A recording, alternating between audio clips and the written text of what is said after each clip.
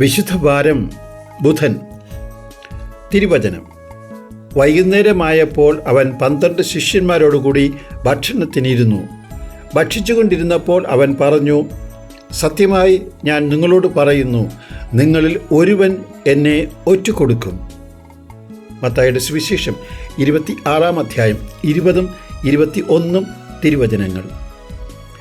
3 വർഷം തൻ്റെ കൂടെ കൊണ്ടു നടന്നവരിൽ ഒരുവൻ തന്നെ ഒറ്റുകൊടുക്കും എന്ന് യേശു പറഞ്ഞപ്പോൾ അപ്പോസ്തലന്മാർക്ക് വിശ്വസിക്കുവാൻ സാധിച്ചില്ല. അവർ അത്ഭുതപ്പെട്ടു, ഇതെങ്ങനെ സംഭവിക്കും? എന്നാൽ യേശു ഇത് പ്രതീക്ഷിച്ചിരുന്നു.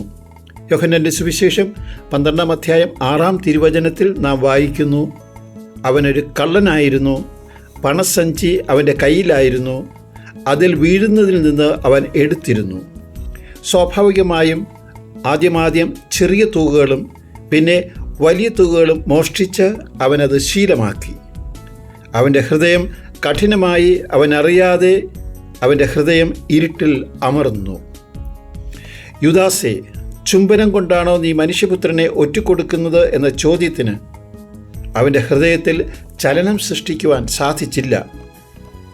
അവിശ്വസ്തനായ കാര്യസ്ഥൻ്റെ ഉപമ പറഞ്ഞ യേശു വ്യക്തമാക്കി, ചെറിയ കാര്യങ്ങളിൽ വിശ്വസ്തൻ വലിയ കാര്യങ്ങളിലും വിശ്വസ്തനായിരിക്കും.